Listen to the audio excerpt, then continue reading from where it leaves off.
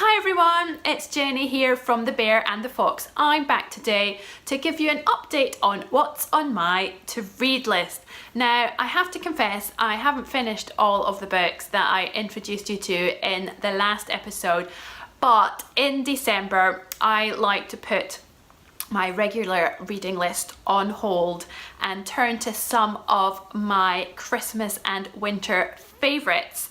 So I just wanted to share those with you today.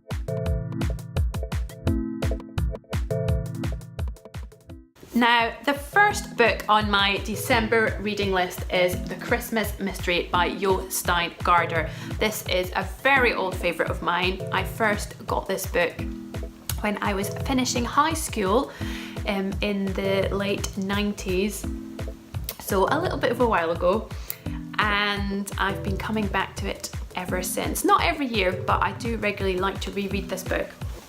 And it's a very special book because it's a bit like an advent calendar. It's got 24 chapters, and the story is about a wee boy who finds an old-fashioned paper advent calendar in a bookshop, and he takes it home, and when he opens the first door, a piece of paper falls out, and it's the first part of a story about a little girl who travelled back to Bethlehem and witnessed the story of the birth of Jesus. And every day when the wee boy opens another door of his calendar, another part of the story falls out. And the two stories kind of run in parallel, the story in modern times of the wee boy with his calendar and the story of the wee girl back at the time of Jesus's birth, and they kind of intertwine as the book continues. Now, it's obviously a little bit religious since it tells the story of the birth of Jesus, but it's also a very philosophical book. I've read it many times and I've underlined a lot of quotes in it, and this is one of my favourite quotes from chapter 19. The more we give away, the richer we become, and the more we keep for ourselves, the poorer we become. That's the mystery of generosity, neither more nor less, but it's the mystery of poverty too. And there are lots of great quotes like this throughout the book. Now, it's still a little bit too advanced. It's just a little bit too long for my boys to sit through at the moment, but I really look forward to introducing my older boy Oscar to this in the next couple of years. Next up is another Christmas book. This is called Christmas Stories, and it's an anthology from Everyman's Pocket Classics. It has 20 short stories in it from all kinds of different authors.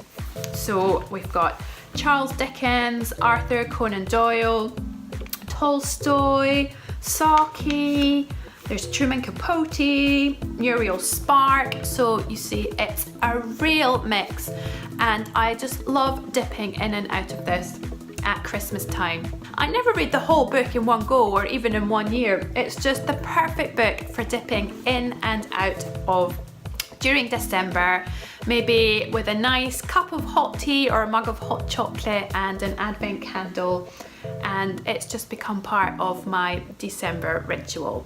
The other books on my December reading list are not specifically Christmas books, but they are all winter books, starting with a winter book, Selected Stories by Tove Jansson. Now, Tove Jansson is famous for being the creator of the Moomin books, but she did also write other things. She wrote a lot of short stories, for example. So a winter book is an anthology of some of her best stories set in wintertime, and again, there are 20 stories in here to dip in and out of.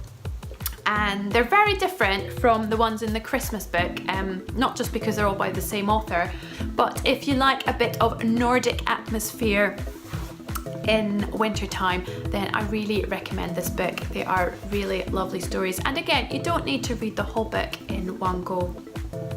It's another one that's perfect for dipping in and out to on a cold winter's night.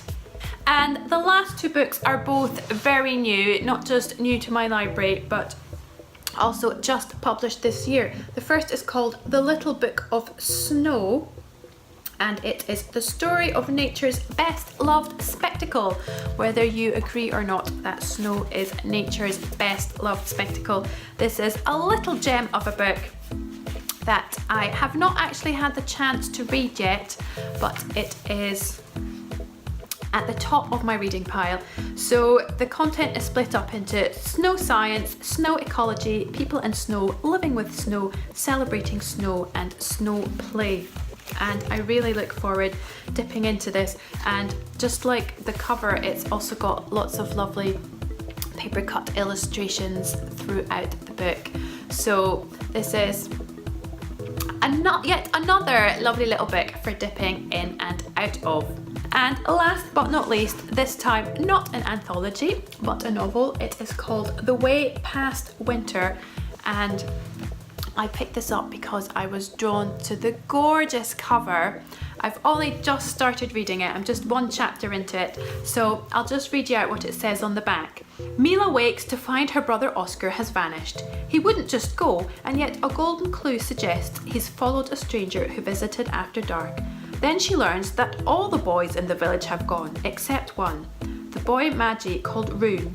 Together, Mila and Rune set out to find them in an extraordinary journey across mountains overrun by wolves to the furthest frozen seas of the north. So if that doesn't entice you to give this book a go, I don't know what will. It sounds really adventurous and the cover is gorgeous, and really, what more could you want? This sounds like the perfect book to read in winter. And that was it. Those are the Christmas and winter books that I have added to my to read pile this December. Maybe there's something there that takes your fancy too. If you enjoyed today's episode, then please do like this video and subscribe to my channel, and I will see you next time. Happy reading. Bye.